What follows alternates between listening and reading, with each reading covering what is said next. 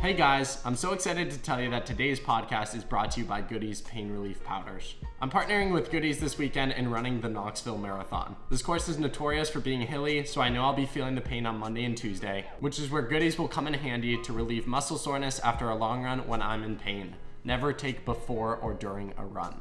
Goody's pain powders dissolve quickly and are formulated to start working fast. Goody's powders target a full range of body pains and headaches, hitting pain right where it hurts. Their on-the-go stick packs can be slipped into your pocket for quick pain relief. I like to take my Goody's powder in a glass with water, but you can also take it by placing it on your tongue and chasing it with a glass of water. Make sure to always read directions and use as directed. Right now, for a limited time, Goody's Powders is offering $2 off select products on Amazon when you use the code TRE2. We will also throw it up on the screen. The link is also in the show notes below. I personally recommend the Cool Orange. If you want to win something, run 100 meters. If you want to experience something, run a marathon.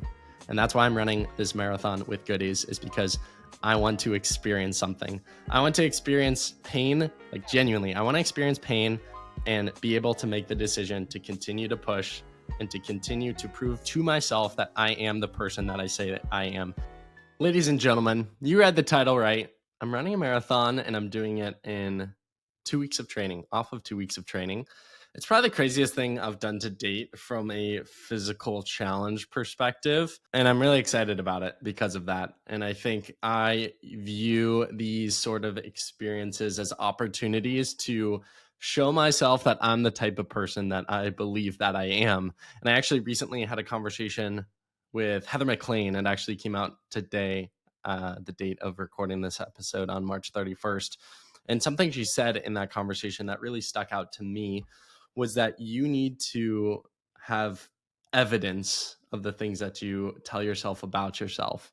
So she was like, if you say you're brave, then you need to look at your training log or how you raced or leading a rep of a workout and have proof that you're brave, so that when you say you're brave, you know you're not lying to yourself. I thought that was really interesting. So applying it to this specific challenge, if I say I'm mentally tough, if I say I can do hard things, if I say I am adaptable and can do things on short notice, then this is the sort of challenge that if I can complete and if I can do successfully, proves to myself that I am the type of person that I say I am. And I'm confident I'm going to finish, and I'm confident in the traits that I claim to have.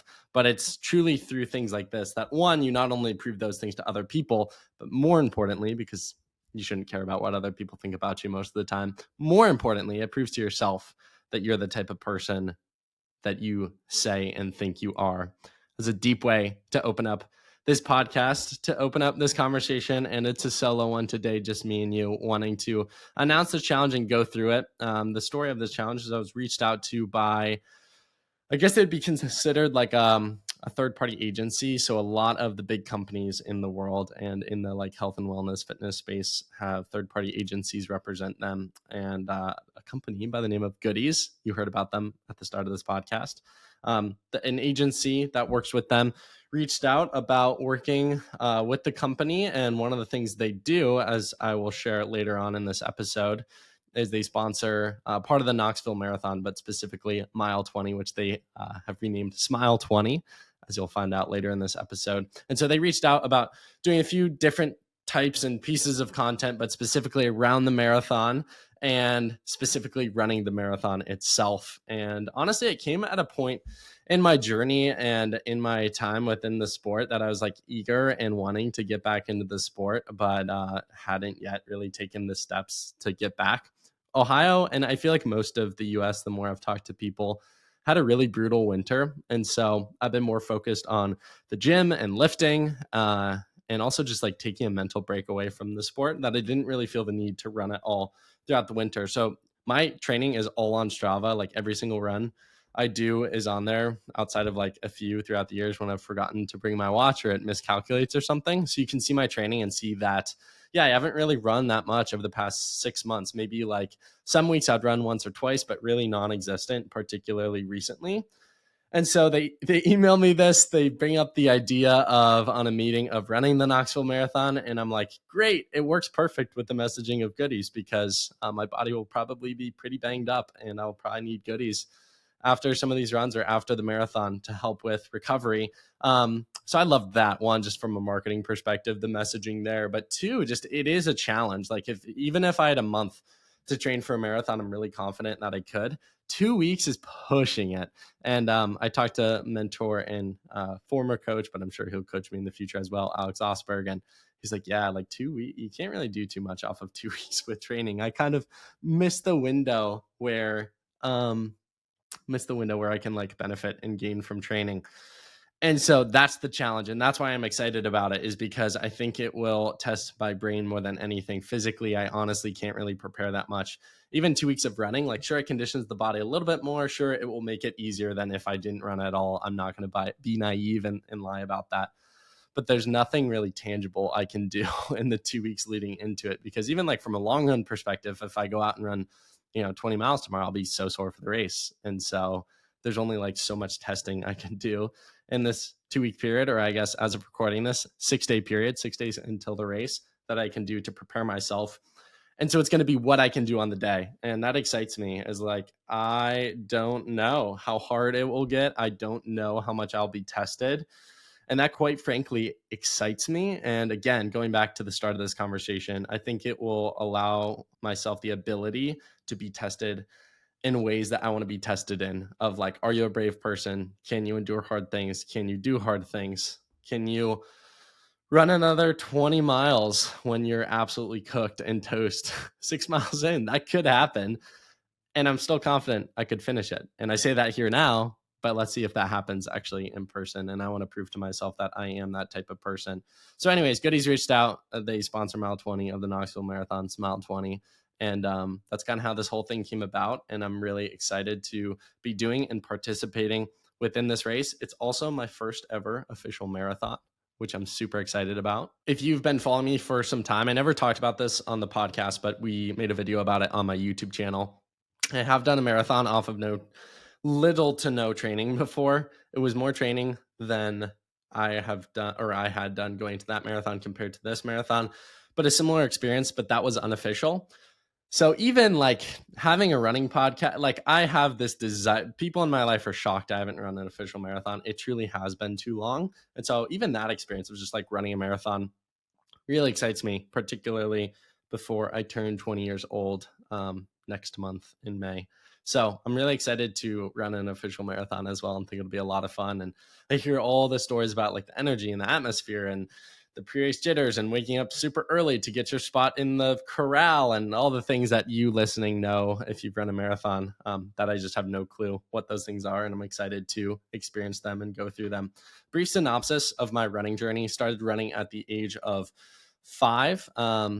Grew up in Erie, Pennsylvania. The winter was terrible there, so my parents would take us to the YMCA. We'd run laps around the upstairs track there, about 30 minutes, 3 times a week.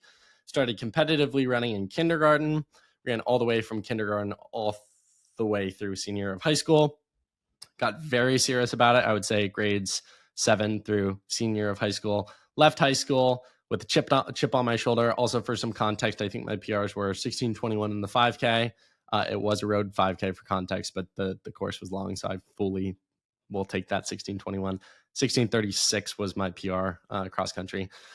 Those courses could be long or short though, to the long comment. So 16:21, 16:36, whichever one you want to take. 10 flat in the 3,200, and then 440 converted in the mile. So I was like decent, but never really realized my potential, and I think trained at a much higher level than I raced at. And right before those races, when I was super fit, I just got injured, unfortunately. And so I think if I was properly trained, because I trained myself, coached myself in high school, if I was properly trained, I think I probably could have gone like 1540s, 420, 930, something like that. So I think I could have been better than I was, but I think mistakes of like emotionally coaching myself or honestly doing too much kind of came to bite me in the butt.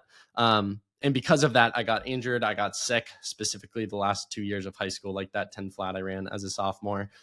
And so I came out of high school, moved to Austin, Texas, and I've recapped this in other podcasts and just throughout conversation, throughout time, also on social media. Moved to Austin, and I think because I left high school with so many stones left unturned. I had such a chip on my shoulder. So trained really hard the summer leading out of my senior year of high school, and then started training for a marathon, which I documented on this podcast. It was called Project 259. I would say got pretty fit and then got injured with a few weeks to go. So scratched that marathon off, took some time off, started training throughout that winter, got really, really fit. And then I got the norovirus, completely knocked me out. And then about a month later, started training for a marathon, got ridiculously fit. And then with 4 weeks to go, got injured. So scratched that marathon off. And then at that point, I was just so mentally burnt. And I think the lesson here is, even if you haven't accomplished the things that you wanted to in the sport, but like you're out of it, like you're out of high school, allow yourself and give yourself the grace to take a step back, to take a step away from the sport. Because I think I was so physically for sure, but mentally fried from the sport and from chasing goals and falling short. And the literally a mental and emotional toll that took was just so, it was very, I want to say aware. That's not the word I'm looking for. Very noticeable, I guess. And I needed to take a step back. So I was like, I want to love the sport again. I'm not having fun. So honestly, took a few weeks off, did the marathon off of like a few weeks off of training, to work with Under Armour, which was an amazing experience. We did 10 out of 10 do again. And then throughout the summer, did a lot of like 800-meter training just because it was short, fun. I didn't have that much time. I was traveling a lot and kept it light and fun. And then in the fall, again, was probably running like 3 to 5 times a week, but just like 3 to 4 miles, before the sunset. And it was really fun. I feel like I fell back in love with the sport, but it wasn't enough training to like be really fit or to be really that in shape. And then in November, off of like literally those 3 to 4 mile runs a few times a week, I did a 50K with my boys, Ethan and Levi, shout out if you're listening, in the woods at Alum Creek State Park. 50K, like pretty technical trail race. Like Levi sprained his ankle, had to drop out. So like the trails were very technical, and it was in November. So all the leaves had fallen in Ohio. So like you couldn't see the trail. So it's kind of a mess, but I did that and did it pretty easily, which was honestly gives me a lot of confidence going into this weekend, which I may talk about in a second. And then after that race, after that 50K, got some knee pain. Shocker. Don't run a 50K off of not 50K training. And then the throughout the winter, just kind of took it off. Like, again, I would run 1 to 2 times per week, but nothing too extensive. And my focus was a ton more in the gym. I think through studying human physiology, like I'm in a very specific window. And if like, I feel like between the ages of like 16 and 25 as a dude, like your testosterone and natural HGH are like higher than they'll ever be. And so I think I had this desire to put on some muscle while I still can, as well as I was taking a step back from the sport, just like putting myself and challenging myself in a new way and in a new endeavor, which I found through the gym and was awesome. And so I started lifting seriously. I take that very lightly. I've seen people lift seriously. I would say lift moderately seriously or just consistently for me. So I started that like early June, the first week of June. And I remember my max bench was like 155. And then throughout the summer, throughout the fall, continued to lift probably like 4 to 6 times a week. And then like a few weeks ago, my max bench was 205, and I've definitely put on muscle and weight in a good way. So I've definitely made progress there. And that's probably been the biggest way over the last 9 to 10 months that I've like pushed myself physically and stayed in. Honestly, like my overall fitness is the best it's ever been. My cardiovascular fitness is probably the worst it's ever been, which is really interesting. So again, coming out of the winter, really I've only been lifting and had this desire to like re-fall in love with the sport, run again, enjoy the feelings that running has to offer. I feel like the chapter of me taking a break and step away from the sport, I got everything I needed to get out of it and I was ready to move on. And so it honestly, God's timing worked out perfectly with Goody's reaching out and wanting me to run the Knoxville Marathon, which was excellent. And so as soon as I got that email, I started running again. And honestly, since that point, I have not done too much. Last week, I think I hit exactly 30 miles. I think the week before was probably like 4 to 6. And then again, check my Strava. All the weeks before were like non-existent, literally basically no running. And the biggest run last week was a 10-mile run where I went, I think I averaged like 730s ish, give or take. Again, go follow me on Strava. You can see all the stats. And that was like my long run where it tested me and I could have 2 gels and break in my alpha flies, but it also wasn't long enough that I would actually take on more fatigue that I would take with me into race day. My training plan this week is honestly just 3 to 4 miles every day with some strides after some of the days. And then probably the day before, I'll probably take off Friday. So 2 days before the race, which is kind of standard. A lot of people do it. And I kind of like the idea of it just to keep the body fresh and stay healthy. And then the day before the race, I'll probably jog 2 to 3 miles and do a few strides.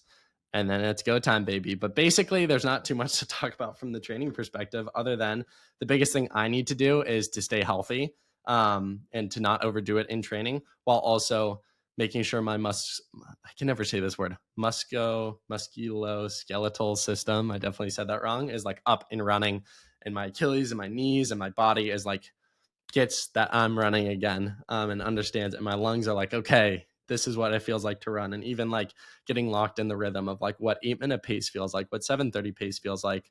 So not much training, not much preparation, but that is the challenge. That is what will make it fun. And that is what will test me and reveal to myself the type of person that I am and the type of person that I want to become through this experience. And Caleb McCoy II, a few weeks ago on our podcast, as he was talking about journeying across America, he like reframed it. He was like, Dom, I feel like it's like a spiritual odyssey. And I really love that framing. And that's how I feel about this marathon, is like, it's not just a race. It's not just like 4 hours of pain. It's really reframing of like, who do I want to become in the process? What do I want to learn about myself in that pain? I think I'm still trying to discern those answers, but I think those answers will reveal themselves to me on race day, when again, it could get hard 3 miles in and I'll have 23 miles left. And I'm not going to quit. Like something I said to Ethan before I ran my marathon a year ago off of little training, and then to Ethan and Levi before the 50K, I promised them, I said, I promise you I'll finish this. I promise you I won't quit. And I said, stating it out loud, to me, I just don't go back on my word. I don't go back on my promises. If you know me, you know that's something I'm big on. And so that's something I'm going to say. I'm probably going to pull a stranger off to the side, not off to the side, but pull a stranger on the starting line and just be like, I promise I'm going to finish this. You'd be like, who are you, bro? Why are you talking to me? Because I am so set on, sticking to my word. So when it gets hard 3 miles in, if it does, like figuring out who is the type of person that you are when you have 23 miles to go and it hurts and it's difficult. I think this challenge will be very difficult for a few reasons. One, lack of training is obviously the biggest thing. I feel like I've talked about it. 2, race day kind of looks hot. And if I think they've done studies and like the ideal marathon temperature is like 39 degrees, which sounds cold, but your body heats up so much over 26.2 miles. The 2 days leading into it, again, this is like the 6-day forecast, recording this 6 days out, but Friday is high of 85. Saturday is high of 85. Friday. Wow, I can't talk. Friday's high of 85. Saturday's high of 85. And then Sunday is like rainy and high of upper 70s. So a lot of the race will be like in the 60s and humid, which is unideal. It'll make it more difficult, but hey, that's okay. That's why I'm here for it. And then secondly, it's hilly. I think there's like 1,000 to 1,200 feet of elevation gain. So that'll also make it more difficult than an average marathon. But again, I get excited about that sort of stuff. I'm like, if everything was perfect, would it be much of a challenge? It's like, no. I appreciate more challenges on top of the challenge. And again, it allows myself to reveal to myself the type of person that I am. And you can put that framework into your own right. If you have a track race tomorrow, make a decisive move with 800 to go. If you normally make it with 300 to go, be like, I'm the type of person that makes hard moves from 2 minutes and 30 seconds out. And I'm going to show to myself that I'm that type of person. Whatever it might be, you can manipulate that example to fit your life or your running better. A few other quick points before I wrap up this conversation. Gear I'll be using. I actually had a custom Running Effects singlet made, and I'm thinking about releasing them. Releasing is maybe not the right word, selling them in the future, but super sick, super high quality design, like high key Nike Aeroswift type feel, but with my logo on it, which is awesome. So I'll be wearing that. I have these tights from Rabbit that I love because there are a lot of pockets that like you can put gels in and stuff. I'm just really comfortable wearing them, have worn them throughout the year. So Running Effects singlet, Rabbit tights. Speaking of gels, I'll probably use BPN gels. It's just what I've used recently. I used to use Moritin, but BPN sends me a lot of stuff. So been using their gels. Those were the gels I used on the 10-mile run and thoroughly enjoyed. They also just like taste really good. And I feel like they settle my gut well, which is all I can ask for. The gut thing I'm a little worried about on race day. That could derail me. But again, like bring it on. I'm like nervous saying that, but bring it on. Like I'll keep running. If I have to throw up, I'll throw up, and I'll keep walking, keep running, whatever it takes to get to the finish line. So gels, BPN, socks. I love Brooks running socks, just like these generic white ones that they sent me when I was doing a campaign for them. So probably like mid to high length socks from Brooks, and then Nike Alpha Flies. I think it's probably, again, I haven't officially run a marathon, and I think all the super shoes are similar, but it's what I'm most comfortable with in terms of racing a marathon, and probably, in my opinion, what is the best marathon shoe on the market at the moment. My race plan for it, I have no clue, guys, because I don't know my fitness, but the goal is just to finish. And if that's 10-minute miles, that's 10-minute miles. And if I have to crawl to the finish line, I have to crawl to the finish line. And a perfect utopia world where the race isn't 70 degrees and humid, I think I can hold 8:30s to 8:45s pretty easily. I think I can quickly screw up this experience by going out too fast, too quickly. So really going to try to not go faster than 8:20s, even if I feel really good. So that's the goal there, is to just like hold 8:30s to 8:45s, really settle in, really be comfortable. And I think I can do that. I think I could break at mile 10 doing that. So I'm going to be really adaptable and adjustable in this process. And my whole goal is to finish. I don't have a time goal. But I think 8:30 average is like 3:45. So if I ran under 4 hours, I feel like that's pretty solid off of 2 weeks of training. But my goal isn't to like redline the whole thing and like be crawling at the finish line. If I'm crawling at the finish line, it should be from the distance taking its toll, not the pace taking its toll. So if I have to run 10-minute miles to finish, that's okay. I'll have to run 10-minute miles. And again, the marathon's a beast. It's an experience. So who knows? I might have to like puke my guts out in a porta potty, or stop to drink water, or take a gel, or whatever it might be. So that's my plan through 20 miles. Now, at mile 20 is this thing called Smile 20 that Goodies puts on at the Knoxville Marathon. And I'm so excited about it. I'm so excited to experience it and also see how it positively impacts my race. So as you hit mile 20, which historically people call the wall at a marathon, Goodies has this massive screen, and using AI, they turn your expression of normally grit and pain at mile 20 into a smile. And again, it's this big screen, and they have videographers stationed, and using AI as they're filming you on this massive billboard is your face with a massive smile on it. So it's called Smile 20. And as they say, it's making the worst part of the race the best. I cannot wait to experience this and see what it's like. I'm definitely going to create content around it and show you all on social media and talk about it in my podcast after the marathon of what it's like. But for context of the smiling and how it actually positively benefits you, the first man to ever break 2 hours in the marathon, Eliud Kipchoge, has long talked about how he smiles during his races. And if you watch his races, you'll notice he smiles when he races. And he says, if you see me smiling, you know it got really hard. And when you smile, you actually trick your brain into thinking that it's better and easier than it actually is in the moment. And so Goodies was genius putting this idea together, and I can't wait to experience it at the Knoxville Marathon. And again, I'll document that process for you all. But there are two psychological benefits of smiling while running that I want to share with you. One, it triggers the release of endorphins, which are natural chemicals produced by the body to help manage pain and stress, and serotonin and dopamine, chemical messengers that transmit signals in the brain and throughout the body, which contributes to the feeling of runner's high. And then the second thing is it helps shift the focus from pain and discomfort to positive reinforcement, thereby minimizing mental fatigue. So Goodies is genius for putting together Smile 20, and I can't wait to experience it and see what it's like. So in an ideal world, I'm not in that much pain. I'm mile 20, and then I go to Smile 20, and I pick up the pace from like 8:45, 8:30s to like 8:20, 8:15, and finish off the race. Cross the finish line, be in one piece, and then if I'm like really dying after the race, I can take Goodies and make my aches and pains go away. But that's okay. Like I expect to be, you have to have healthy expectations. And I honestly expect to be a little bit dead by the end of this race. And that's okay. It wouldn't be meaningful if it wasn't hard. And I think that's important to acknowledge. Next episodes in this like kind of series, I'm not naming it a series, but there'll be 4 episodes within this. So episode 1 was just kind of introducing the process, how I'm training for it, my thought process, the whole 9 yards there.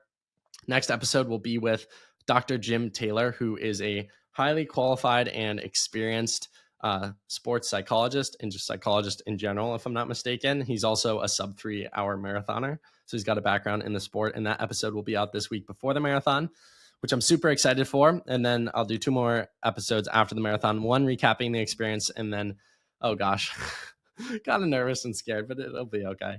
And I'm excited to recap it. I just think I'm probably going to do that episode and be like, I was an idiot that first episode. I thought it'd be easier than it was going to be. But again, I think it'll be hard. I'm going to state, I think it'll be hard. I could see it being the most challenging thing I've ever done. And there's some excitement there of like, wow, I can prove to myself that I can do the hardest thing I've ever done. And I'm going to go into that race and I'm going to be like, if it hurts mile 1, I can run for 4 hours, 25.2 miles while hurting, while being in pain. That's the type of person I believe I am. And I'm excited for the opportunity to show it and to prove it this Sunday. Anyways, oh my gosh. Anyways, all that being said, Dr. Jim Taylor, next episode, 3rd episode will be recapping the marathon. And then 4th episode will probably be with a special guest, getting some like scientific perspective on the experience and just running and training in general. I'm super excited about all of those episodes, particularly this next one with Dr. Jim Taylor, and to learn from him, hopefully get some positive mental tips and tricks going into race day. You guys can also follow along on Instagram. I'll be doing a few sponsored posts with goodies leading into it, documenting my training, mindset. Not totally sure all the posts I'll make, but definitely things on Instagram. And of course, like race day, I'm going to keep people up to date of how it goes, how I'm feeling, Smile 20, all of that sort of stuff. So really excited about this. Such a big thank you to Goodies for putting this on and sponsoring me in this endeavor. So excited to see it all go down. Talked about in the ad read at the beginning, but you can find a link to Goodies products down below. And yeah, I'm really excited about this. Appreciate you guys following along. You can follow my Strava to see all of my preparation leading into race day. Shoot me a DM. Let me know what you thought about this episode. There are 2 quotes I want to share with you in conclusion before we wrap up this conversation. The first one is, quote, "You are only as mentally tough as your life demands you to be. An easy life fashions a mind that can only handle ease. A challenging life builds a mind that can handle challenge. Like a muscle that atrophies without use, mental strength fades unless it is tested. When life doesn't challenge you, challenge yourself." I think that is so good, so spot on. And I think my life has honestly been too soft as of late. Like even lifting, it's hard, but I need to run. You know, I've been doing it from the age of 5. It's my first love. I love it. I think I'll be doing it for a while, for years into the future, hopefully into my 70s, into my 80s with my grandkids, great grandkids. And I've been soft recently. And I think there's freedom in being self-aware and stating those sort of things. And I think I needed a challenge like this to literally kick me off my feet and make me more mentally tough. And my life has not demanded me to be very tough. And so stating something like, I'm going to run a marathon off of 2 weeks of training, again, switches things up, proves to me that I can be tough, and also just sets the rhythm heading into the summer. The second and final quote I want to share with you guys today. It's from the great Olympic runner, Emil Zetopek. I definitely got that wrong. Look him up if you've never heard his story. He's remarkable. His training was insane and unorthodox, at least compared to present training. But also he, I think, was the first and only thus far man to win the 5K, 10K, and the marathon all at the same Olympics. So he knows a thing or two about the marathon distance. And Emil said, if you want to win something, run 100 meters. If you want to experience something, run a marathon. And that's why I'm running this marathon with Goodies, is because I want to experience something. I want to experience pain, like genuinely. I want to experience pain and be able to make the decision to continue to push and to continue to prove to myself that I am the person that I say that I am, that I'm brave, that I'm strong, that I can endure hard things. And I also want to experience whatever else the marathon wants to give me and to be grown and formed by those experiences. So I love that quote from Emil, and I'm excited to experience something this Sunday at the Knoxville Marathon. I appreciate you guys listening. I appreciate you following along. Follow me on Strava, follow me on Instagram, check out Goodies. Don't miss an episode of the series or anything I post on Instagram. Make sure you're following along there. Some people only listen to the podcast and don't follow on Instagram, so make sure you're following on both.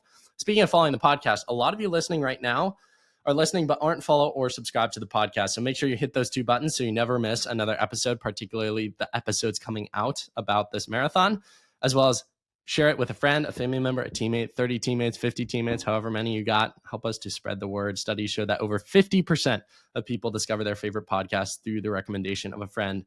And then the cherry on top, give us a 5-star review. Really helps us with the algorithms and just makes you show and appreciate your love for the podcast. And I really appreciate anyone who has done that in the past, and request that of you. If you have not done so, would really mean a lot. The podcast is free. It will always be free. So those are 3 simple things you can do to help us out if you have not already. And I appreciate you guys listening to this. Say some prayers for me this Sunday. Follow along. I will finish this thing. I will finish this thing. It's scary saying that because I'm like in the back of my head, I could be biting my words after Sunday, but you got to put yourself out there, and I'm going to finish this thing. So I'm going to have fun. I'm going to do it, and I'm going to show myself that I'm going to show to myself that I am the type of person I say that I am. There we go. That's what I was trying to say. And also, if you're listening, I hope your running is going well. I hope your training is going well. And I hope you found value from this raw, honest conversation between me and you. I hope if it was on a run or while doing chores, all of that went well. Hope your life's going well. And remember, try to prove to yourself on a daily basis those affirmations. Give yourself evidence that you are the type of person that you want to be. And with all that being said, love you guys. Appreciate you. And I'll see you in the next one. Peace.